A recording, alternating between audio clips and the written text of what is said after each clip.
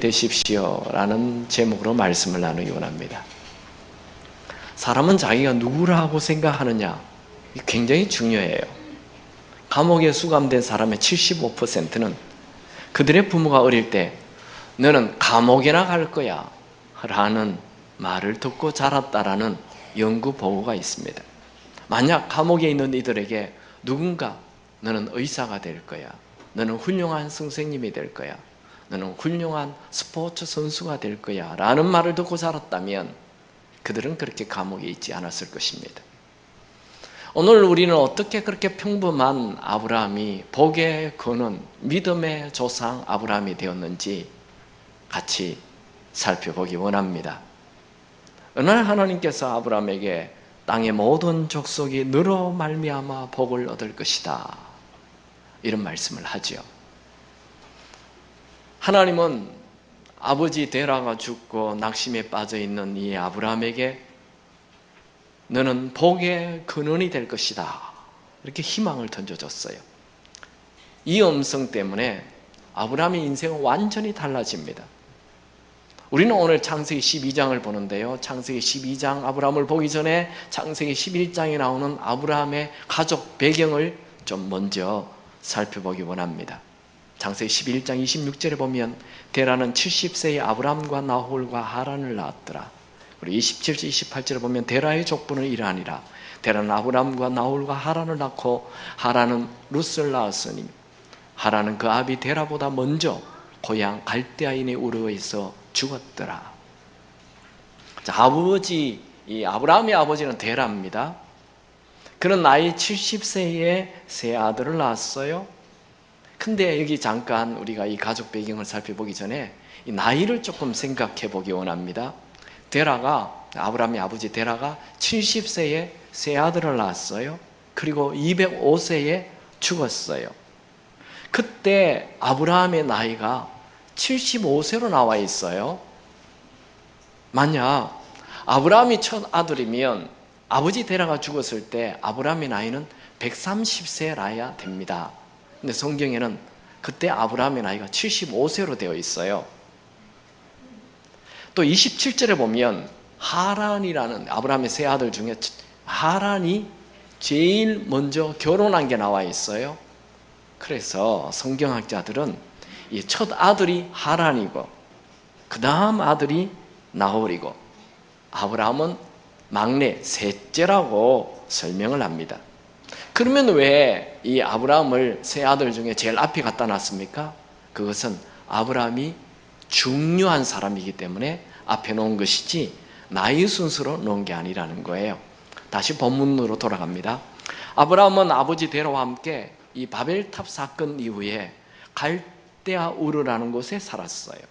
이 갈대아 우르라는 것은 티그리스 강과 유프라테스 강 하구에 있는 그런 요 지역을 메소포타미아 지역이라는데 메소포타미아 제일 남쪽에 있는 우르 땅입니다. 이집트 학자인 스테드는 티그리스 강과 유프라테스 강 사이에 낀 이 지역을 비옥한 초생딸 지대라고 이름을 붙였어요. 그만큼 기름진 땅이라는 거죠. 역사적으로 보면 티그리스 강과 유프라테스 강 주변은 메소포타미아 지역으로 인류 4대 문명 발상지입니다. 이 지역은 니므롯이 고대 바벨론 나라를 세웠던 곳이고 그 후에 수메르인들이 차지하였습니다. 이곳은 고대 중근동의 우상 숭배 발원지입니다. 고고학적으로 이 지역에는 신전이라고 불리는 수많은 20개도 넘는 지구라트가 발견되었습니다. 하나님은 이런 우상 숭배가 심한 이 땅에 살고 있는 아브라함의 아버지 데라에게 그 갈대아 우르를 떠나라고 말씀합니다. 그게 사도행전에 나와 있어요. 사도행전 2장 7장 2절 3절에 보면 스데반이 이제 그 구약에 대한 얘기를 설교를 해요. 스데반이 이르되 여러분 부형들이여 들으소서, 우리 조상 아브라함이 하란에 있기 전 메소포타미아에 있을 때에 영광의 하나님이 그에게 보여 이르시되 내 고향과 친척을 떠나 내가 내게 보일 땅으로 가라 하시니 오늘 우리는 창세기 12장을 보고 있는데 12장 1절에 보면 하나님께서 내 고향 친척 아비 집을 떠나라 이렇게 말씀하기 전에 이미 하나님은 데라에게 갈대아 우르에서 떠나라 말씀을 했다는 것입니다. 이 데라에게 말했지만 이것은 사실 데라를 포함한 아브라함까지 함께 되어 있는 온 가정에게 얘기한 것입니다. 그런데 데라는 좀처럼 이 갈대아 우르 땅을 떠나지 않아요. 기름진 땅이기 때문에, 비옥한 땅이기 때문에 그렇습니다. 그런데 자기 첫째 아들 하란이 죽어요. 유대인들의 전승에 따르면 이 데라의 첫째 아들 하란이 우상 숭배를 거부하다가 그 우르 신전에서 처참하게 살해되었다라고 전해집니다. 이런 전승이 생긴 이유는 아들이 먼저 죽었다라는 이 먼저라는 이 히브리어 언어가 면전에서 죽었다라는 뜻이 됩니다.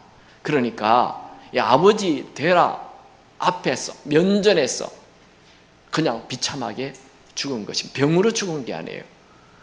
그렇기 때문에 이 데라는 이 셈 족속이죠. 노아 족속이죠. 원래 믿음이 있는 사람입니다. 데라가 믿음이 있지만 자기 아들이 우상 숭배하는 이 갈대아 우르에서 우상 숭배를 거절하다가 죽자 그 땅을 떠나게 됩니다. 하나님 떠나라 했을 때 안 떠났지만 아들이 죽으니까 그냥 떠나는 거예요.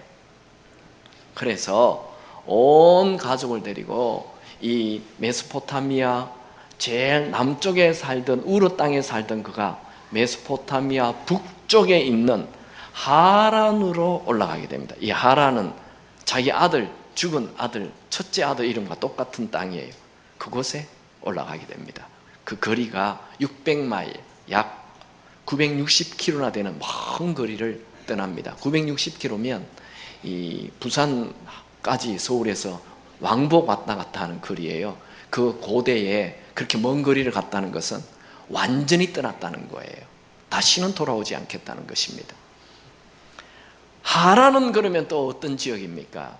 하란은 이 갈대아 우르와 그리고 팔레스틴과 또 이집트를 연결하는 굉장히 중요한 교통 요충지고 상업의 중심지입니다. 그래서 이곳의 삶도 나름대로 만족할 수 있었습니다. 그러나 그것도 역시 우상 숭배지로 달신을 숨기는 지역입니다. 고고학자들은 하란은 달신을 숨기는 근원지다 그렇게 말합니다. 하란의 뜻은 잠시 머문다, 낭비한다 라는 뜻을 가지고 있습니다. 데라는 하나님께서 떠나라 했기 때문에 이 갈대아 우르를 떠나서 지금 하란에 와서 머물고 있어요. 그의 목적지는 가나안입니다. 그런데 잠시 지금 하란에 머물고 있는 거예요. 그런데 하란의 삶이 그런 대로 만족할 만한 삶이었어요. 그런데 그곳에 살려면 우상 숭배를 하지 않고는 살 수가 없습니다.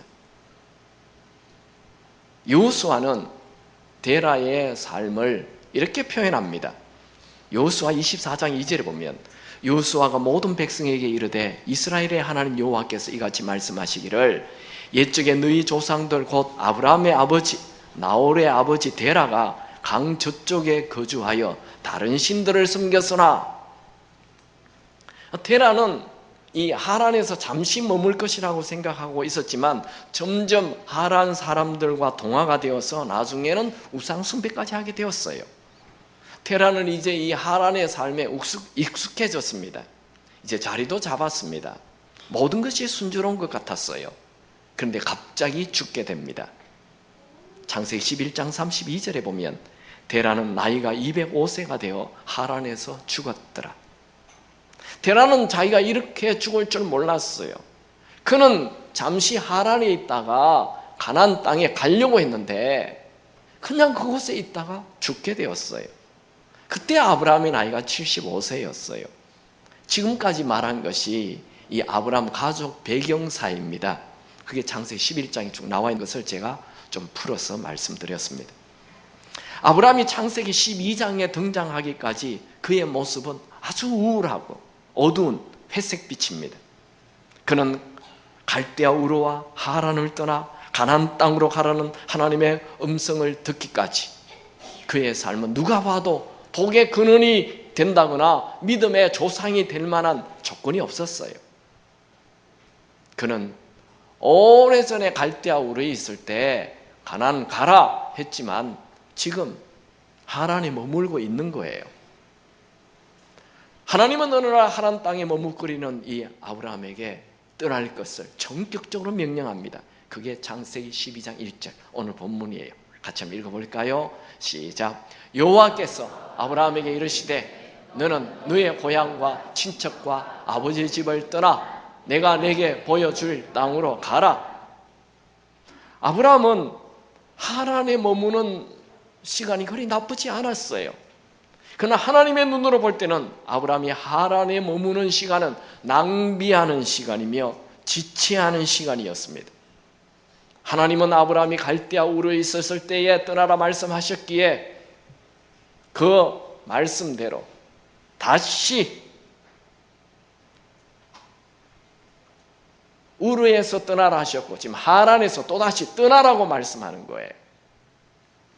하나님은 노아의 10대 손, 셈의 9대 손인 이 아브라함을 선택하셔서 새로운 나라를 이루실 계획이었습니다. 그리고 이 아브라함을 복의 근원으로 삼길 원했습니다. 우리를 다 아브라함의 후손, 복의 근원이라고 말하고 있죠. 그럼 어떻게 하면 이 복의 근원, 이 아브라함의 후손으로서 복의 근원이 어떻게 하면 됩니까? 첫 번째로 죄의 환경을 떠나야 합니다. 아브라함은 우상의 땅 갈대아 우르에서 자랐어요. 어릴 때부터 우상 숭배 속에서 자랐습니다. 그리고 지금 이 또 우상 숭배진 하란 땅에 와 있습니다. 하나님은 아브라함에게 복의 근원이 되려면 먼저 죄된 장소를 떠나라 하셨습니다. 하나님께서 이 고향을 떠나라는 것은 하란에서 다시 밑으로 우르로 그 우상의 땅으로 가지 말라는 거예요. 그리고 친척 아비 집을 떠나라는 것은 지금 하란에 있는 모든 이 죄된 환경에서 완전히 떠나라는 거예요. 여러분이 정말 복의 근원이 되려면 죄된 환경을 과감하게 떠나야 하는 것입니다. 다니엘은 17살 나이에 뜻을 정했어요. 이 우상에게 바쳐진 이 더러운 왕이 주는 진미를 먹지 않겠다. 뜻을 정했어요. 그랬을 때 하나님께서 이 다니엘에게 남들보다 10배의 지혜를 부어주셨습니다. 진정한 변화는 내 영혼을 더럽히는 장소에서 과감하게 떠나는 거예요. 모세는 바로의 공주의 아들이라 칭함을 거절하고 광야로 갔습니다. 만약 모세가 계속 그 왕궁의 이집트의 왕자로 살았더라면 그는 사나마나한 인생, 성경에 등장하지 않는 그냥 여러분 수많은 역사의 왕자들이 얼마나 많았을까요? 아무도 우리는 기억하지 않습니다. 그런데 그가 그 애굽의 왕자의 자리를 과감하게 떠났기 때문에 그는 성경에 우뚝 서는 영적 거장으로 등장하게 됩니다. 하나님은 소돔과 고모라 성에 살고 있는 롯에게 뒤를 돌아보지 말고 떠나라 하였죠. 롯은 정말 자신의 재산과 모든 것에 대한 미련을 버리고 떠나버렸어요. 근데 롯의 그 부인은 몸은 남편과 함께 떠났지만 마음은 그 재산에 떠나지 못해서 돌아봤죠. 그냥 소금 기둥이 되고 말았어요. 여러분 눈을 어디에 두느냐, 관심을 어디에 두느냐 굉장히 중요한 것이죠. 죄는 점차적으로 끊으려고 하면 안 되고 처음부터 과감하게 완전히 끊어야 하는 것입니다. 그건 결심만으로 되지 않아요. 여러분들 오늘 설교를 들을 때 나도 죄를 끊어야 되겠구나 결심했지만 집에 가면 또 그냥 같이 죄와 뒹굴고 있는 거죠. 그래서 성령의 도움이 필요합니다. 여러분 오늘 기도하시기 바랍니다. 성령님 내 죄를 완전히 끊게 하여 주옵소서. 디모데후서 2장 19절에 보면 주의 이름을 부르는 자마다 불의에서 떠날지어다 말씀하였어요. 여러분 복의 근원이 되고 싶습니까? 그렇다면 하나님이 기뻐하지 않는 모든 죄된 환경에서 떠나시기 바랍니다. 이 양심의 가책이 되는 것 다 중단하시기 바랍니다. 성령 하나님을 슬프게 하는 일 모두 끊으시기 바랍니다. 우리 중고등학생들, 게임할 때 행복하세요? 게임할 때 마음이 불편하세요? 행복한 사람은 주님이 버린 사람이고, 이렇게 불편한 사람은 그래도 소망이 있는 사람이에요. 근데 성령께서 양심의 가책 주면 끊으시기 바랍니다. 남편들이요, 아내가 오면 갑자기 하던 행동을 멈추고 싶습니까? 그거 끊으시기 바랍니다. 네, 하나님께서 불편하게 여기시는 거 다 내 양심이 알잖아요. 그거 오늘 끊게 되기를 주의 이름으로 축원합니다. 애굽의 줄을 끊어야 하나님께서 역사하시는 바다를 만나게 됩니다. 나비가 날려면 애굽의 자리를 떠나야, 애벌레의 자리를 떠나야 하는 거죠. 이 죄된 장소를 떠나는 것은 스스로 떠나야 돼요. 아브라함은 하나님께서 고향 친척 아비 집을 떠나라 말씀할 때 그 성경 원어에는 레카레크라고 되어 있어요. 이 말은 너 스스로 떠나라 이런 뜻입니다. 아브라함은 이 우상의 땅, 처음에 이 갈대아 우르를 떠날 때 자기 스스로 떠난 게 아니에요. 아버지 데라가 가자 하니까 떠난 거예요. 지금 이 하란에 와 있어요. 하란에서는 하나님께서 너 스스로 떠나라고 말씀하는 거예요. 여러분, 남이 나를 떠나게 하는 것, 그건 그 순간뿐이에요. 눈치 보는 거예요. 정말 중요한 것은 내가 스스로 떠나는 게 중요해요. 그런데 우리가 스스로 그 죄를 떠나지 않는다면 하나님은 강제로라도 떠나게 하십니다. 아브라함이 하란 땅에서 떠나지 않으니까 하나님께서 아버지 데라를 죽게 합니다. 아버지가 죽자 아브라함은 하란을 떠나게 됩니다. 고통은 죄를 떠나게 하는데 최고의 효과를 주는 약입니다. 아브라함이 갈대아 우르를 떠나고 또 이제 스스로 하란을 떠났을 때 그는 복의 근원이 됩니다. 여러분, 아브라함이 복의 근원이 됐다니까 큰 돈 벌고 큰 성공하고 큰 권력 잡은 것으로 생각하면 안 됩니다. 그는 어떤 복을 받습니까? 하나님과 친구가 돼요. 야고보서 2장 23절에 보면 이에 성경에 이른바 아브라함이 하나님을 믿으니 이것을 의로 여겼다는 말씀이 이루어졌고 그는 하나님의 벗이라 칭함을 받았나니. 그는 하나님과 친구가 되었어요. 죄를 완전히 떠나니까. 그리고 얼마나 가까운 친구가 되었는지 하나님은 무슨 일을 하기 전에 먼저 항상 아브라함에게 말을 하고 어떤 일을 하셨어요. 그게 창세기 18장 17절에 여호와께서 이르시되 내가 하려는 것을 아브라함에게 숨기겠느냐. 무슨 일을 해도 아브라함에게 다 얘기하고 어떤 일을 한다는 거예요. 여러분도 그런 자 되기 바랍니다. 핵이 터지기 전에 하나님이 여러분에게 먼저 얘기해주고 핵이 터지기 바랍니다. 아멘. 그런 일 없을 거예요. 핵이 터지겠습니까? 하나님이 우리를 지켜주시는데. 또 아브라함은 하나님의 사랑을 듬뿍 받게 됩니다. 역대하 20장 7절에 보면 우리 하나님이시여 전에 이 땅 주민의 주의 백성 이스라엘 앞에서 쫓아내시고 그 땅을 주께서 사랑하시는 아브라함의 자손에게, 아브라함을 설명할 때 주께서 사랑하시는 아브라함, 이 아브라함이 받은 복은 세상적인 돈이나 부귀영화가 아니라 하나님 그분과 가까워지고 그분에게 사랑받는 그런 하나님으로부터 모든 것이 부어지는 그 복을 받게 된 것입니다. 여러분, 이 세상 모든 것이 하나님으로부터 나온 것을 믿습니까? 하나님과 가까워지십시오. 그러면 이 세상 모든 것을 다 가지게 됩니다. 여러분들도 이런 아브라함과 같은 복을 받기 원하신다면 말씀에 순종하여 죄된 장소를 완전히 떠나가게 되기 바랍니다. 두 번째로 복의 근원이 되려면 하나님의 비전을 향해 살아야 합니다. 창세기 12장 2절 3절에 보면 아브라함이 떠나야 하는 이유를 말씀하고 있죠. 아브라함이 떠나야 하는 이유는 자기 혼자 복 받기 위한 게 아니에요. 복의 근원이 되게 하려고 떠나게 한다. 그런 말씀이 나와 있어요. 우리 2절 3절 같이 읽을까요? 시작. 내가 너로 큰 민족을 이루고 내게 복을 주어 내 이름을 장대하게 하리니 너는 복이 될지라. 너를 축복하는 자에게는 내가 복을 내리고 너를 저주하는 자에게는 내가 저주하리니 땅의 모든 족속이 너로 말미암아 복을 얻을 것이라 하신지라. 하나님은 아브라함을 통해서 큰 민족, 즉 하나님의 나라를 이루실 계획을 가졌어요.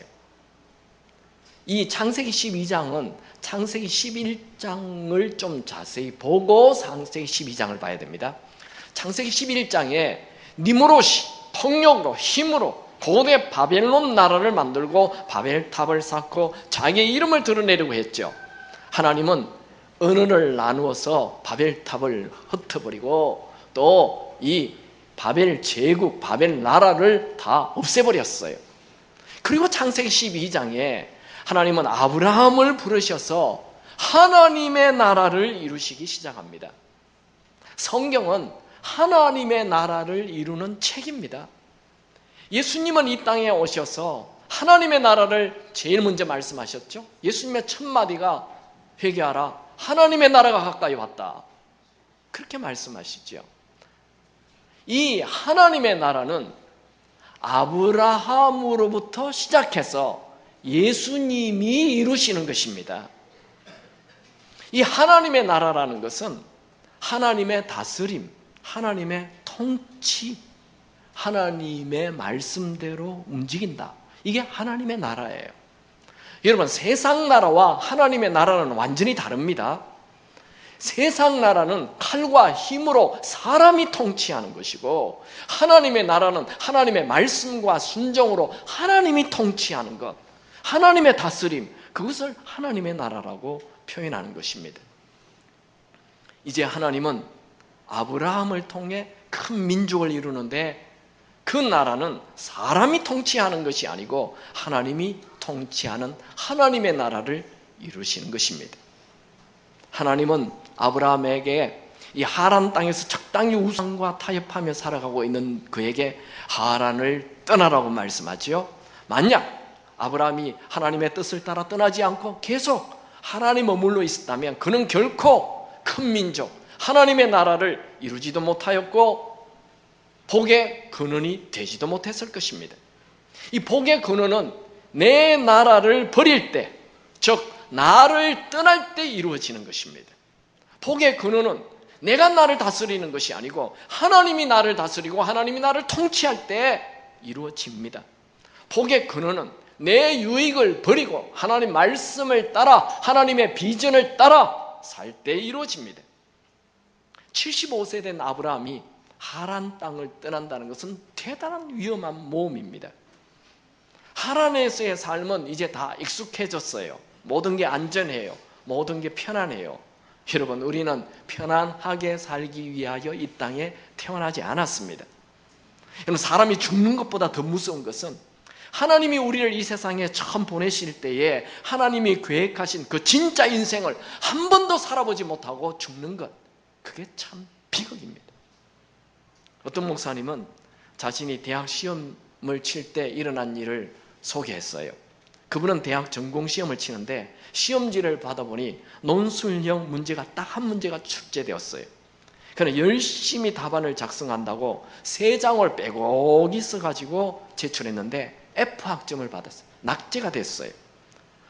잔뜩 화가 나가지고 교수님을 찾아가서 왜 F학점이냐고, 왜 낙제냐고 따졌어요. 그랬더니 교수님은 오히려 화를 내면서, 아니 시험 문제에 대한 답을 써야지 자기 할 말만 잔뜩 써놓고 내면 어떻게 하냐 하면서 도리어 화를 냈어요. 이분은 시험 문제에 대한 답은 모르겠고 정성이나 다하자 하면서 열심히 답안지를 메웠어요. 자기가 쓴 답안지에 밑줄도 긋고 또 색도 넣고 또 꽃도 그려놓고 온갖 정성을 다해서 답안지를 작성했는데 교수님이 원하는 답이 아니었기 때문에 F학점을 받은 거예요. 여러분, 우리는 인생을 열심히 살면 된다고 그러죠. 아닙니다.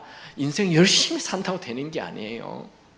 인생은 내 나름대로 내 멋대로 버킷리스트 해가지고 내 인생에 이거 꼭 해야지 하면서 막 그렇게 사는 거, 그게 중요한 게 아니에요. 하나님의 뜻대로, 말씀대로, 하나님이 원하는 대로 하나님의 나라를 이루며 사는 게 중요한 것입니다. 예수님이 십자가에서 죽으셨죠. 그때 뭐라고 말씀하셨습니까? 남들이 볼 때 비참해요. 남들이 볼 때 참 우스운 꼴이 됐어요. 벌거벗김을 당하고 조롱과 욕설을 당하며 십자가에 비참하게 죽었어요. 근데 예수님은 십자가에서 뭐라고 말씀하셨죠? 다 이루었다. 그렇게 얘기하시며 삶을 마쳤어요. 우리도 이 땅에 태어나서 하나님이 원하는 뜻을 다 이루는, 하나님의 비전을 이루는 삶을 살아야 합니다. 우리가 이 세상에 태어날 때 하나님은 우리에게 꼭 하시고자 하는 하나님의 뜻, 하나님의 비전이 있어요. 왜 사람이 태어날 때 다 다르게 태어납니까? 사람마다 다르게 하나님이 원하는 게 있다는 얘기입니다. 어느 날 하나님은 아브라함에게 나타나서 너를 통해 큰 민족을 이루고 하나님의 나라를 이루고 너를 복의 근원으로 삼겠다. 그러니 떠나라. 그때 아브라함은 이 말씀을 듣고 떠났어요. 그게 창세기 12장 4절입니다. 같이 읽죠. 이에 아브라함이 하나님의 말씀을 따랐고 롯도 그와 함께 갔으며 아브라함이 하란을 떠날 때에 75세였더라. 아브라함은 하나님의 나라를 향해 떠나라. 하나님의 비전, 그 비전을 받는 날 그의 인생이 확 바뀌었어요. 그의 가치관이 바뀌었습니다. 그의 인생 목표가 바뀌었습니다. 여러분, 우리도 내 멋대로 사는 삶을 정리하고 하나님의 뜻대로 사는 날이 와야 됩니다. 내 비전이 아니라 하나님의 비전을 이루는 날이 와야 됩니다. 그 날이 오늘이 되기 바랍니다. 하라는 뜻이 뭐라고요? 낭비한다라는 뜻이에요. 우리가 정말 내 뜻대로 내 기분대로만 인생 산다면 그 인생은 다 낭비하는 것입니다. 요즘 혹시 여러분 시간을 낭비하고 있지는 않습니까? 하루하루 헛되이 보내고 있지는 않습니까? 우리는 하루하루를 잡지나 뒤적이며 TV를 보면서 빈둥빈둥 지낼 수 없습니다. 인생이라는 이 소중한 시간들을 잡동사니에 다 써버릴 수 없죠. 이런 말 아시죠? 우리가 대수롭지 않게 보내는 오늘이라는 시간은 어제 죽어가는 사람이 그토록 살아보고 했던 날이다. 그런데 그 중요한 오늘을 내 힘으로만 산다면, 내 생각대로만 산다면, 내 멋대로 산다면 그게 비극이라니까요. 이 그 소중한 하루하루를 하나님의 뜻대로 하나님의 나라를 이루며 살아야 합니다. 하나님의 나라는 우리가 하나님과 연결될 때 이루어집니다. 왜 이 아담의 후손들이 다 이 엉망의 삶을 살고 홍수로 멸망되고 또 바벨탑이 무너져서 나라가 다 흩어지는 이런 멸망의 삶을 왜 계속 삽니까? 하나님과 떨어진 거예요. 하나님과 상관없는 인생을 사는 거예요. 하나님과 상관없으면 내 나라를 이루게 되어 있어요. 내 욕심을 이루고 내 이름을 알기 위하여 살 수밖에 없어요. 그게 인간이에요. 그런데 우리는 내 나라를 이루기 위하여 살지 않고 하나님의 나라, 하나님과 연결돼야 돼요. 그게 진짜 인생입니다. 여러분, 하나님의 나라는 죽어서 가는 거 아니에요. 죽어서 하나님 나라 가는 거, 그거 예수 믿으면 다 가는 거예요. 그건 그렇게 어려운 게 아닙니다. 그건 죽으면 가는 거예요. 중요한 것은 지금 오늘 하나님의 나라가 되어야 한다는 거예요. 그게 진짜 인생이에요. 인생은 내 멋대로 사는 것은 그건 허무예요. 그건 인생이 아니에요. 시작도 안 했다니까요. 인생은 그분과 연결되어서 그분의 나라를 이룰 때 인생이 시작된 거예요. 오늘 하나님의 나라가 이루어지게 되기 바랍니다. 예수님은 우리에게 기도를 가르쳐 줄 때 뭐라고 했습니까? 나라가 임하옵시며, 기도할 때마다 하나님 나라가 이루어지게 하옵소서, 그 기도를 하라고 하셨죠. 여러분, 오늘 하나님의 통치, 하나님의 다스림을 받으십시오. 지금 여러분이 있는 그 장소에서 내 욕심을 위해 살지 말고 하나님의 통치를 받으십시오. 그게 하나님의 나라입니다. 그게 천국입니다. 여러분, 예수를 믿는데 나는 천국이 뭔지 모르겠다, 죽어서만 천국 간다, 예수 잘못 믿고 있는 거예요. 지금 천국이 되기 바랍니다. 하나님이 나를 다스리면 지금 천국이 되는 거예요. 내 기쁨을 위해 살지 말고 하나님의 기쁨을 위해 사십시오. 내 비전을 위해 살지 말고 하나님의 비전을 위해 사십시오. 여러분, 오늘 하나님의 나라를 이루시기 바랍니다. 마지막으로 복의 근원이 되려면 믿음으로 행동해야 합니다. 히브리서 11장 8절에 보면 아브라함의 떠남은 믿음이었다라고 말합니다. 믿음으로 아브라함은 부르심을 받았을 때에 순종하여 장래 기업을 받을 땅에 나갈새 갈 바를 알지 못하고 나갔으며, 이 아브라함의 위대함은 놀라운 업적을 이뤘다는 게 아니에요. 믿음으로 행동했다는 것입니다. 이 모험과 믿음은 깊은 상관관계가 있어요. 믿음이 있는 사람은 모험을 두려워하지 않아요. 전능하신 하나님을 믿기 때문입니다. 그러나 믿음이 없는 사람은 절대로 모험하지 않습니다. 딱 자기 생각에 갇혀 살아요. 아브라함의 위대함은 복의 근원이 될 것이라는 이 말씀을 믿고 행동했다는 거예요. 우리 그리스도인들은 말씀을 믿고 행동하는 것이 실력입니다. 아브라함에게는 도와주는 사람 없어요. 가이드해주는 사람도 없어요. 군대도 없었지만 믿음으로 떠났어요. 그 당시에는 나라가 있는 것도 아니고 경찰이 있는 것도 아닙니다. 이 여행 자체가 목숨을 거는 일입니다. 그런데 아브라함은 하나님을 믿고 그 하란을 떠나 가나안을 향해 갔어요. 하란에서 가나안까지는 400마일, 약 640km나 되는 먼 길입니다. 그래서 주저함 없이 떠나요. 12장, 창세기 12장 5절 같이 읽죠. 아브라함이 그의 아내 사레와 조카 롯과 하란에서 모은 모든 소유와 얻은 사람들을 이끌고 가나안 땅으로 가려고 떠나서 마침내 가나안 땅에 들어갔더라. 여러분, 아브라함은 누가 봐도 복이 될 만한 사람이 아닙니다. 그러나 그는 자신이 복의 근원이 되고 하나님 나라를 이룰 것이라는 말씀을 믿고 행동했어요. 여러분, 아브라함의 형 하란이 일찍 죽었다 했죠. 그리고 아브라함은 남들 다 있는 자녀 한 명도 없어요. 지금 75세인데. 그리고 바로 며칠 전에 아버지 데라가 죽었어요. 그는 자신의 감정을 낙심이나 우울이나 절망에 질질 끌려다니게 내버려 두지 않았습니다. 그는 누가 봐도 불행한 사람이야 라는 이 생각을 받아들이지 않았어요. 오히려 지금 하나님이 말씀하시는 자신이 복의 근원이라 하는 이 말씀을 믿었어요.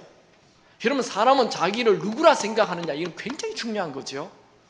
짐 울프라는 군인은 퇴역 후에 인생의 목표를 잃고 방황을 하게 됩니다. 연금도 다 탕진하고 매일 술에 취해 살다 보니까 어느새 모든 재산을 다 잃고 노숙자가 되었어요. 그렇게 노숙자가 된 지 지금 수십 년이 지났어요. 노숙자 생활을 하고 있는데 노숙자들의 재활을 돕는 디게이지라는 선교단체가 이 짐 울프를 찾아왔어요. 그런데 이 선교단체는 짐 울프에게 음식물이나 돈을 주지 않고 대신 수염과 머리를 잘 정리해줘요. 흰머리도 말끔하게 염색해 주었어요. 그리고 아주 깔끔한 정장을 새로 사서 입혀주었어요. 짐 울프는 변화된 자기의 모습을 보고 자기 스스로 눈물을 흘렸어요. 이 디게이지 선교단체는 짐 울프가 얼마나 멋있게 변할 수 있는지 모습을 보여주므로 더 나은 삶을 꿈꾸게 해주려고 이런 특별한 이벤트를 기획했다고 말했습니다. 짐 울프는 그날부터 완전히 다른 인생을 살기 시작했습니다. 짐 울프의 변화하는 모습을 담은 3분짜리 영상은 1500만 건의 조회수를 기록하면서 많은 사람들에게, 노숙자들에게 정말 필요한 것이 무엇인지 생각하게 만들었습니다. 나는 노숙자야 라고 생각하는 사람은 아무리 도와줘도 그 사람은 소용이 없어요. 그런 사람은 짐 울프처럼 길에서 뒹굴며 거지처럼 아무런 희망도 없이 살 것이고, 나는 젠틀맨이야, 멋있는 신사야 라고 생각하는 사람은 신사처럼 하루하루를 멋지게 살게 됩니다. 여러분, 지금 눈에 보이는 내 형편을 보지 말고 나는 복의 근원이야 하는 이 말씀을 믿으시기 바랍니다. 이런 과거의 내 불행을 보지 말고 오늘 내가 복의 근원이라는 하나님의 말씀을 붙잡으십시오. 여러분, 우리는 모두 아브라함의 후손이며 아브라함의 씨입니다. 창세기 22장 18절 한번 같이 읽을까요? 시작. 또 내 씨로 말미암아 천하 만민이 복을 받으리니 이는 내가 나의 말을 준행하였음이라 하셨다 하니라. 여러분, 우리는 복의 근원입니다. 한번 복창할까요? 나는 복의 근원이다. 여러분이 나는 복의 근원이라는 이 말씀을 믿고 복의 근원으로 살면 여러분 주위에 있는 사람들이 여러분 때문에 복을 받게 될 것입니다. 여러분 때문에 어둠이 떠나가게 될 것입니다. 여러분 때문에 환한 빛이 오게 될 것입니다. 여러분 때문에 여러분이 시집가면 그 가문이 달라지게 될 것입니다. 다윗은 하나님의 선하심과 인자하심이 평생 자기를 따라갈 것이라고 믿고 행동했어요. 우리가 많이 암송하는 시편 23편 6절 한번 볼까요? 같이 읽죠? 시작. 내 평생의 선하심과 인자하심이 반드시 나를 따르리니 내가 여호와의 집에 영원히 살리로다. 다윗은 하나님의 살아계심을 추호도 의심하지 않았어요. 정말 다윗은 그 믿음대로 가는 데마다 하나님의 선하심과 인자하심이 평생 그를 따라다녔어요. 그는 칼도 창도 없이 이 믿음으로 골리앗을 이겼어요. 그는 학력도 없고 도와주는 정치적 세력도 없이 이 믿음으로 왕이 되었어요. 여러분에게도 이런 축복이 있게 되기 바랍니다. 누가 이런 축복을 받습니까? 내가 복의 근원이라는 것을 믿고 행동하는 사람입니다. 여러분에게 복의 근원이 되기에는 치명적인 결격 사유가 있습니까? 상관없어요. 하나님의 은혜는 내 모든 약점을 능히 넘는 은혜가 부어지는 것입니다. 여러분, 오늘 만약 여러분이 나는 복의 근원이야 라는 이 말씀을 진짜 받아들인다면 여러분의 미래는 완전히 확 달라집니다. 이 말씀이 얼마나 중요한지 하나님은 아브라함에게도 이 똑같은 말을 하고 이삭에게도 똑같은 이 말을 하고 야곱에게도 똑같은 이 말을 하였습니다. 구약의 언어는 히브리어로 되어 있어요. 이 히브리어는 시제가 두 개밖에 없어요. 우리 한글의 시제는 과거, 현재, 미래 이렇게 세 가지로 나눠져 있잖아요. 이 히브리어는 시제가 완료형과 미완료형 두 가지밖에 없어요. 과거 완료, 옛날에 끝난 일. 그 다음에 현재와 미래는 미완료예요. 두 가지는 똑같아요. 한꺼번에 얘기를 한다는 거예요. 다시 얘기하면 너는 복이 되리라. 이건 미래에 일어날 일이에요. 미완료실의 시제예요.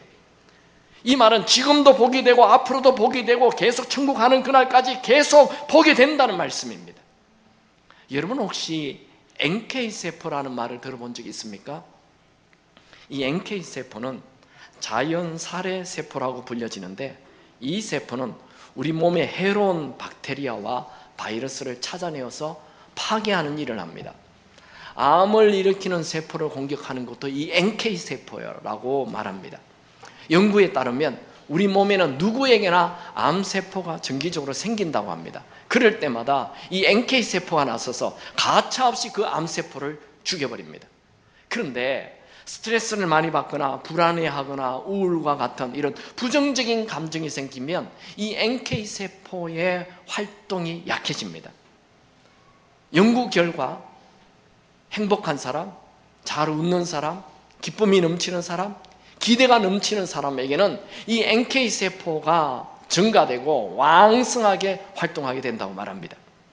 그러므로 우리는 아침에 일어나자마자 낙심과 불행을 초대하지 말고 나는 복의 근원이야 라고 외치고 그렇게 믿고 행동하며 사시기 바랍니다. 그럼 누구보다도 건강한 삶을 살게 될 것입니다.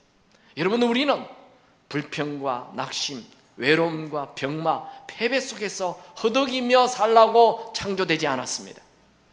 우리는 하나님의 나라를 이루고 복의 근원으로 살 자입니다. 초라한 자아상을 버리십시오.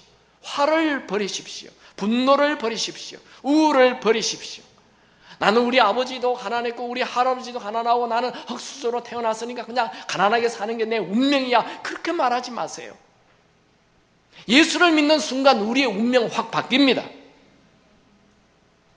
우리의 모든 저주와 질병과 아픔은 십자가에서 다 사라졌습니다.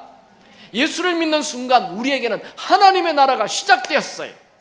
그러므로 우리는 복의 근원으로 살아야 합니다. 아브라함을 복의 근원으로 삼으신 하나님은 아브라함의 후손인 우리가 복의 근원으로 살기를 원하십니다. 그래서 창세기 12장 1절, 2절, 3절을 암송하시기 바랍니다. 우리는 복의 근원입니다. 우리는 축복의 통로입니다. 우리 옆에 있는 분과 한번 악수합시다. 당신은 복의 근원입니다. 여러분이 과거에 아무리 큰 실수를 해도 괜찮아요. 지금 큰 상처를 입었다 해도 괜찮아요. 지금 가진 돈이 없다 해도 괜찮아요. 하나님은 여전히 여러분을 향해 위대한 원대한 비전을 가지고 계십니다. 여러분, 우리는 매일 하나님의 나라를 이룰 자입니다. 겁먹은 사자처럼 살지 마십시오. 어제의 나를 훌훌 털고 오늘 새롭게 사시기 바랍니다. 너는 복이 될지라 이 말씀을 마음에 가득 채우십시오. 여러분, 내가 복의 근원이라는 것을 믿고 복의 근원으로 행동하시기 바랍니다. 믿음이 없으면 하나님을 기쁘시게 할 수도 없고 우리 인생에 펼쳐지는 하나님의 놀라운 일들을 경험할 수도 없습니다. 여러분, 우리가 상상할 수도 없는 새로운 일을 행하실 하나님에 대하여 여러분의 마음문을 여시기 바랍니다. 아침에 일어나자마자 짜증 내지 마십시오. 그분은 짜증의 근원이 됩니다. 여러분, 복의 근원이 되기 바랍니다. 축복의 근원이 되기 바랍니다. 기쁨의 근원이 되기 바랍니다. 남을 살리는 자 되기 바랍니다. 남 죽이는 자 되지 마시고 남 살리는 자로 복의 근원으로 오늘도 사시길 축원합니다. 찬양하죠.